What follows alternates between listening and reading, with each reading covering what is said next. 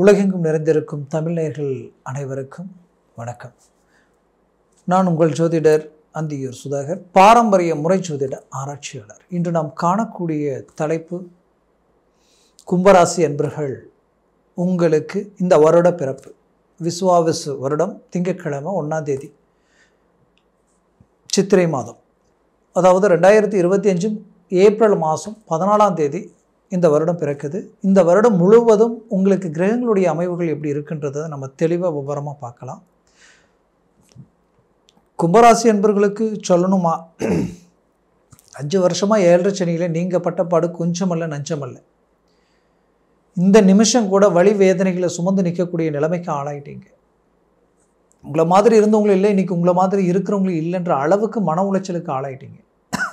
இன்றைக்கி எடுத்த ஒவ்வொரு ப்ராஜெக்டும் ஹார்ட் ஒர்க்கும், ரிஸ்க் எடுத்தீங்க, கஷ்டப்பட்டீங்க, எவ்வளவோ பாடுபட்டீங்க. பட்ட பாடுக்குண்டான பலன் அடைய முடியல. 99% சக்ஸஸ்ஃபுல். கடைசி 1% அதை ட்ராப் ஆகுது. 1% ட்ராப் ஆகக்கூடிய விஷயம் மீதி 99 போல்டாக்கிடுது. அதனால் உங்களுடைய வாழ்க்கையில் நீங்கள் கொஞ்சம் காலகட்டமாகவே உங்களுக்குள்ள இனம் புரியாத மன அழுத்தங்கள், இந்த மன அழுத்தங்களால் என்ன ஆயிடுச்சுன்னா, எதுலையாவது நம்ம இறங்கி ஒரு விஷயத்தை செய்தாலும் அந்த விஷயங்கள் நமக்கு முழுமையாக கை கொடுக்குமா, இது நடக்குமா அப்படின்ற நம்பிக்கையை இழக்கக்கூடிய அளவுக்கு பாதிப்புகளை சந்திச்சிட்டிங்க. இதில் யாரை நம்பி சில விஷயங்களை ஒப்படைச்சி இவங்க தான் நமக்கு எல்லாம் நினச்சிங்களோ அவங்களே உங்களுக்கு நிறைய பாதிப்புகளை செய்யக்கூடிய நிலைமை, உங்களுக்கு வேண்டியவங்க உங்களை விட்டு விலகி போகக்கூடிய ஒரு சூழல். இவ்வளோதானா வாழ்க்கை, இவ்வளோதானா நம்மளுடைய நல்ல மனசுக்கு கிடைச்ச ஒரு கிஃப்ட், இவ்வளோதானான்ற அளவுக்கு எல்லாமே உங்களை நீங்கள் ஆறுதல் படுத்திக்கிட்டு இன்றைக்கும் வைராகியத்தை கட்டுப்பட்டு வாழ்ந்து சாதிக்கணும்னு நினச்சி உங்களுடைய இலக்கை நோக்கி பயணம் பண்ணிக்கிட்டு இருக்கிறீங்க. நீங்கள் எதிர்பார்த்த அந்த வாய்ப்பு, அந்த வளர்ச்சிக்குரிய நேரமும் இப்போ உங்களுக்கு கிடைச்சிருக்கு இந்த வருடம். ஏன் இதை இவ்வளோ ஸ்ட்ராங்காக நான் சொல்கிறேன்னா, உங்களுக்கு ஒரு புறம் ஜென்மச்சனி ஆல்ரெடி பயிற்சி ஆயாச்சு, அவர் 2ஆம் பாவத்தில் நிற்கிறார். 2ஆம் பாவத்தில் நிற்கக்கூடிய சனி கடைசி ஸ்டேஜ் போகும்போது நல்லதை கொடுக்கறதுக்கு தயாராக இருப்பார். அதை நல்லா மனசில் வச்சுக்கிங்க. செய்யக்கூடாத சில விஷயங்கள் மனசில் வச்சு செய்யுங்க. மீண்டும் எல்லாரையும் நம்ப வேண்டாம், நம்புங்க, முழுசாக நம்பாதீங்க. என்னதான் நம்பிக்கையோடு நீங்கள் சில விஷயங்களை ஒப்படைச்சாலும் உங்களுடைய முழு ஈடுபாடு அங்கே இருக்கணும். உங்களுடைய கண்ணோட்டம் அங்கே இல்லாமல் எதையும் விட்டுறக்கூடாது. அடுத்தது, உங்களுடைய லக்னத்திற்கு, உங்களுடைய ராசியினுடைய லக்னத்திற்கு சனி சுபராக இருந்தால் கண்டிப்பாக சொல்கிறேன், கும்பராசி அன்பர்கள் சிலர் அவங்க வாழ்க்கையில் இந்த ராசியில் கண்டிப்பாக சொல்கிற கடந்த 5 வருஷத்துலேயே அவங்க டாப் லெவலில் இருந்திருப்பாங்க. இந்த மாதிரி நிறைய விஷயங்கள் இருக்குது, நான் எல்லாருக்கும் சொல்லலை. சுபராக இருக்கக்கூடிய சிலர் கண்டிப்பாக இதை அவங்க பார்க்கும்போது அவங்களுக்கு நல்லாவே தெரியும்.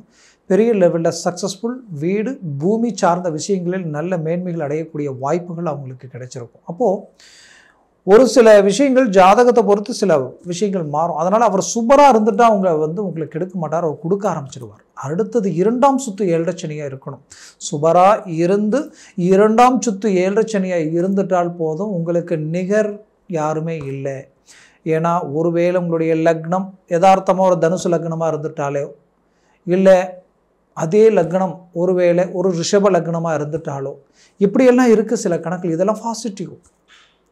ஒருவேளை உங்களுக்கு அதுவே கடக லக்னம் சிம்ம லக்னமாக இருந்துட்டால் நிறைய பிரச்சனைகள், வீண் வம்புகள், வழக்குகள், பிரச்சனைகள். ஏன் வாழணும், எதுக்காக பிறந்தோம்னே தெரியலையே, நம்ம ஏன் இப்படி, எல்லாமே இருக்குது, திறமை இருக்குது, ஆற்றல் இருக்குது, எல்லாம் இருக்குது. பட் அதனால் மற்றவங்க வளர்ச்சி அடைவாங்க, நீங்கள் வளர்ச்சி அடைய முடியாத நிலைமைக்கு ஆளாக இருப்பீங்க. அப்போது இந்த கும்பராசி ஆல்ரெடி இந்த 7 சனியினால் அந்த பாதிப்புகள் தான். இன்றைக்கி நீங்கள் வழிகாட்டினவங்க நல்லா இருக்கிறாங்க, உங்கள் காட்டின வழியில் போனவங்க சக்ஸஸ்ஃபுல்லாக அடைஞ்சிட்டாங்க, உங்களோட நட்பு வச்சவங்க இன்றைக்கி பெரிய இலக்குகளில் உருவாக்கிட்டாங்க. பட் நீங்கள் அதே எடுத்து செய்தால் அது அப்படியே ஃபெயிலியர் ஆகுது. இப்படி ஒரு சில விஷயங்கள் இந்த இடத்துல இருக்குது. அதனால் இந்த சனி இந்த இடத்துல இருக்கிறதுனால நமக்கு நெகட்டிவான்னு நினைக்க வேண்டாம். அது பாசிட்டிவ் அதில் இருக்குது. பெரிய லெவலில் ஒரு சக்ஸஸ்ஃபுல் உங்களுக்கு உருவாகும். அதனால் பெரிய லெவலில் ஒரு நல்ல மேன்மையும் மேனேஜ்மெண்ட் உருவாக்குவீங்க. பட்ட கடனை தீர்க்கக்கூடிய வாய்ப்புகள் பிறக்க போகுது. இது ஏன் உங்களை ஸ்ட்ராங்காக சொல்கிறேன்னா, குரு பயிற்சி ஒரு பக்கம் இந்த வருடம் பிறந்து கரெக்டாக 30 நாள்லேயே மே மாதம் 15ஆம் தேதியே குரு பயிற்சி ஆகிடும். குரு பகவான் பார்த்தீங்கன்னா உங்களுக்கு எங்கே இருக்கிறாரு? பஞ்சமஸ்தானத்தில் வந்து நிற்கிறார். அவர் பார்வை எங்கெங்கே விழுது? உங்கள் லாபஸ்தானத்தில் விழுது. உங்கள் ராசியை பார்க்குறாரு. அடுத்தது உங்களுடைய கரெக்டாக பார்த்தீங்கன்னா உங்களுடைய 9 பாக்கிய சம்மந்தப்பட்ட இடத்த பார்க்குறாரு. எவ்வளோ பெரிய அருமையான அமைப்பு. ஏன்னா குரு பார்வை கோடி நன்மைகள் அளிக்கும்னு சொல்லுவாங்க. அவர் பார்க்கக்கூடிய இடத்தை பொறுத்து இன்னும் அதனுடைய பலன்கள் மாறுபடும். அவர் 9, 11 லாபஸ்தானம் பாக்ய ஸ்தானம் உங்களுடைய ராசியை பார்க்குறாரு. அப்போது கண்டிப்பாக எத்தனை நாள் உங்களால் முடிக்க முடியாத பல விஷயங்களை முடிச்சு காட்டுவீங்க. சக்ஸஸ்ஃபுல் உண்டாக்கிடுவீங்க. டாப் லெவலில் உங்களுடைய வளர்ச்சி இருக்கும். மற்றவங்க உங்களை கண்டு வியப்படைகிற அளவுக்கு உங்களுடைய ஒவ்வொரு மேனேஜ்மெண்ட்டும் இருக்கும். இதில் ரொம்ப நாள் தீராத பிரச்சனைகளும் மனசில் இருந்த பாரமும் தீரக்கூடிய ஒரு காலமாக இது இருக்க போகுது. குறிப்பாக 5ன்றது பிள்ளைகள் சம்மந்தப்பட்ட இடம் இல்லையா? புத்திர பாக்கியம். அந்த பிள்ளைகளுடைய வாழ்க்கையில் இருக்கக்கூடிய பாதிப்புகள் நீங்கிடும். அவங்களுடைய கல்வி ஆற்றல் பெருகும். அதுலேயும் ஆரோக்கியத்தில் இருக்கக்கூடிய சிக்கல்கள் பரிபூர்ணமாக தீந்துடும். நல்ல ஒரு ரிசல்ட் கிடைச்சிடும். அவங்கக்கிட்ட நல்ல ஒரு கிளாரிட்டியை நீங்கள் சந்திப்பீங்க. அதுலேயும் அவர்கள் திருமண வயதில் இருக்கிறவங்களுக்கு திருமண முயற்சி எடுத்து தடைப்பட்டு போச்சுன்னு நினச்சிங்கன்னா கண்டிப்பாக இப்போ அது உங்களுக்கு கிளிக் ஆகிடும். அந்த வருஷத்தில் அருமையான இடத்துல அமையும். ஏன் இப்போ அந்த இடத்திற்கு பாக்கிய சம்மந்தப்பட்ட இடத்த குரு பார்க்குறாரு இல்லையா? அப்போ 5ஆம் வீட்டிற்கு பாக்கிய சம்மந்தப்பட்ட இடம் 5ஆம் வீடு இல்லையா? அங்கிருந்து 5ஆம் வீடு. அது அப்போ அங்கேயும் குரு பார்வை விழுது. அப்போது திருமணமும் நடந்து புத்திரபாகியம் கிடைக்கிறதுக்கு உண்டான வாய்ப்பு இந்த வருடத்திலேயே இருக்குது. அதனால் முயற்சிகளை பலப்படுத்துங்க. பூர்வீக சொத்துக்களில் இருக்கக்கூடிய பிரச்சனைகள் தீர்ந்துடும். குலதெய்வ வழிபாடுகள் கை கொடுக்கும். அதுலேயும் பூர்வீக சம்மந்தப்பட்ட பிரச்சனைகள் இருந்தாலும் நீங்கிறதுக்கு உண்டான வாய்ப்புகளும் உங்களுக்கு பிறக்கும்.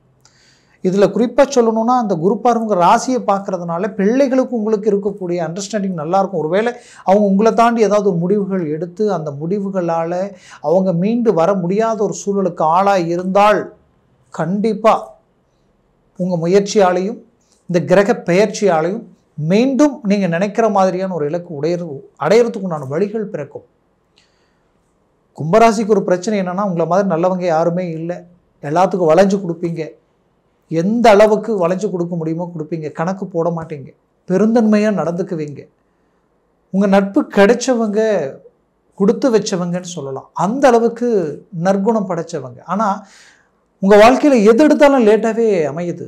ரொம்ப கஷ்டப்படுறீங்க, ரொம்ப பாடுபடுறீங்க. ஒரு திருமண முயற்சி கூட எடுத்தால் அது உடனே ஒர்க் அவுட் ஆக மாட்டேங்குது. இழுத்துக்கிட்டே போகுது.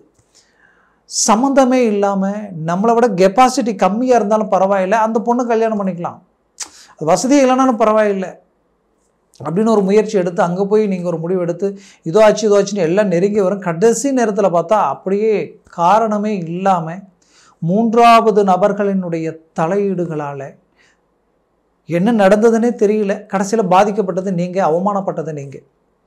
இதனுடைய விளைவுகள் திருமணத்திற்கு மேலே இருக்கிற இன்ட்ரெஸ்ட்டே போயிடும். அந்த அளவுக்கு மன உளைச்சலுக்கு ஆளாக இருந்திருப்பீங்க. அதனால் இது எல்லாத்திற்குமே கடவுளுடைய அனுகிரக ரீதியில் இந்த குரு பயிற்சி ஒரு சக்ஸஸ்ஃபுல் அளிக்கக்கூடிய காலமாக இது இருக்க போகுது.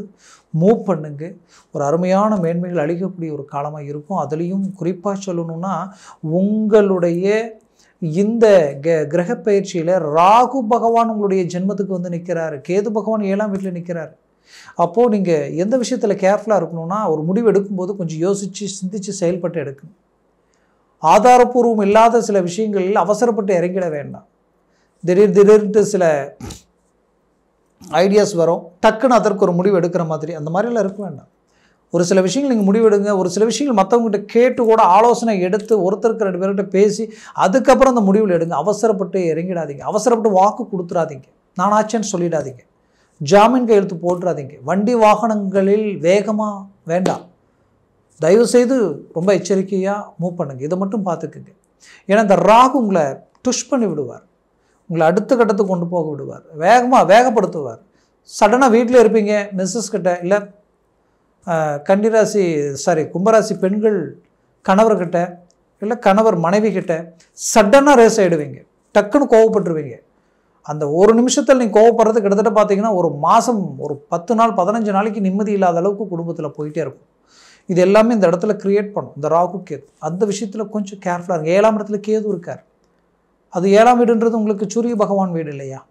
அப்போது என்னென்னா அந்த அரசு உத்தியோகம், அரசு சார்ந்த வேலையில் இருக்கிறவங்களுக்கு ஒரு ப்ரொமோஷன் கிடைக்கிறதுக்கு உண்டான வாய்ப்புகள் உருவாயிடும். அரசியல் துறையில் இருக்கிறவங்களுக்கு ஒரு நல்ல மேன்மைகள், நல்ல நல்ல வாய்ப்புகள் கிடைக்கும். பட் கிடைக்கக்கூடிய வாய்ப்புகளை நட்பு ரீதியில், உங்களோட பழைய நட்பு ரீதியில் இருக்கிறாங்களே, இத்தனை நாள் உங்களோட அவங்க விஷயத்தில் கொஞ்சம் கேர்ஃபுல்லாக இருக்கும். யார் நல்லவங்க யார் கெட்டவங்கன்னு கெஸ் பண்ண முடியாது. யார் உங்களுக்கு வேண்டியவங்க நினச்சிங்களோ அவங்களே உங்களுக்கு வேண்டாதவங்கள மாறக்கூடிய வாய்ப்புகள் எல்லாமே இருக்குது. அதனால் சற்று இந்த விஷயத்தில் கொஞ்சம் எச்சரிக்கையாக இருங்க. கும்பராசி என்பர்கள், நீங்கள் ஒரு இடம் மாற்றங்கள் உங்களுக்கு கிடைக்கிறதுக்கு உண்டான வாய்ப்புகள் உருவாகும். ஆனால் ராகு ஜென்மத்தில் நிற்கிறதுனால இந்த இடத்துல இருக்கிற வேலையை விட்டுட்டு இன்னொரு இடத்துக்கு போகலான்னு நீங்கள் நினச்சிங்கன்னா கண்டிப்பாக அந்த இடத்துல இருக்கக்கூடிய அந்த வேலையை அடையிறதுக்குள்ள இந்த வேலையை விட்டுற வேண்டாம். இந்த வேலையை செஞ்சுக்கிட்டே முழுசாக கன்ஃபார்ம் ஆனதுக்கப்புறம் அந்த இடத்துக்கு நீங்கள் மாறணும். அவசரப்பட்டு விட்டுட்டு அந்த பக்கம் போய் நீங்கள் கமிட்மெண்ட் கொடுத்துட்டிங்கன்னா சடனாக அங்கேயும் குழப்பங்கள் வந்துடும், இந்த இடத்துலையும் குழப்பங்கள் வந்துடும். கடைசியில் எதுக்கும் அந்த பக்கமும் போக முடியாமல் இந்த பக்கமும் போக முடியாமல் ஒரு மோசமான ஒரு சூழ்நிலைக்கு ஆளாகக்கூடிய ஒரு சூழல் நிறைய பேருக்கு கடந்த காலகட்டங்களில் வாழ்வாதாரமே பாதிக்கப்படக்கூடிய நிலைமை. டியூ கட்ட முடியல, என்னால் ஃபீஸ் கட்ட முடியல, குடும்பத்திற்குண்டான தேவைகளை பூர்த்தி பண்ண முடியல, எல்லாம் கடன் வாங்கி இதெல்லாம் எப்படி நான் சரி பண்ண போகிறேன் அப்படின்ற குழப்பத்தோடு நிற்கக்கூடிய நிலைக்கெல்லாம் ஆளாகிட்டீங்க. அதனால் இதெல்லாம் கொஞ்சம் பார்த்து சிந்திச்சு தெளிவாக செயல்படுங்க. பட் பலமான வளர்ச்சி இருக்குது. வளர்ச்சிக்குரிய பாதையில் போகும் பொழுது கொஞ்சம் கவனமாக போனால் போதும், வேறெல்லாம் ஒன்றும் வேண்டியதில்லை. அதே நேரத்தில் ஆரோக்கிய ரீதியில் கடந்த காலகட்டங்களில் தூக்கம் இல்லை, பல யோசனைகள், பல சிந்தனைகள், இதனுடைய விளைவுகளால் உங்களுடைய நரம்பு ஜவ்வு சம்மந்தப்பட்ட பிரச்சனைகள் எல்லாம் பாதிக்கப்படக்கூடிய நிலைமைக்கு ஆளாயிட்டீங்க. சிலருக்கு கழுத்து பேக் பெயின், ஷோல்டர் பெயின், இந்த பெயின் அப்படியே முதுகெலும்பு, சிலருக்கு இடுப்பு, கிட்டத்தட்ட குதிகால் வரைக்குமே சிலருக்கு பாதிப்புகள் கொடுத்துருக்கும். இது எல்லாமே ஆட்டோமேட்டிக்காகவே உங்களுக்கு நீங்கள் எடுக்கிற ட்ரீட்மெண்ட்டில் ஒரு கிளாரிட்டி கிடைச்சி உங்களுடைய வேலையை செய்ய முடியாத அளவுக்கு தொந்தரவாக இருந்த சிக்கல்கள் எல்லாம் நீங்க போகுது, வளர்ச்சி அடைய போகிறீங்க. நான் முதலையே சொன்னேன், உங்கள் ஜனன ஜாதகம் முக்கியம். அந்த ஜாதகத்தில் இருக்கக்கூடிய சில விஷயங்கள் அவசியம். அந்த லக்னத்தை பொறுத்து பல விஷயங்கள் மாறும் நான் சொன்னேன். அதனால் உங்கள் ஜனன ஜாதகத்தை பாருங்கள், பார்த்து ஒரு முடிவு எடுங்க. பார்க்கணும்னு நினச்சிங்கன்னா கீழே இருக்கக்கூடிய கான்டாக்ட் நம்பருக்கு கால் பண்ணி முன்பதிவு செய்து வாட்ஸ்அப் மூலமாக உங்கள் ஜாதகத்தை அனுப்பி தெளிவாக விவரமாக கேட்டு தெரிஞ்சு அதை சார்ந்த முயற்சிகள் எடுங்க. சக்ஸஸ்ஃபுல் நிச்சயமாக இருக்கும். அதே போல் உங்களுடைய வாழ்க்கை வளமாக அமைந்திட எமது மனமார்ந்த வாழ்த்துக்கள். நன்றி, வணக்கம். மீண்டும் சந்திக்கலாம்.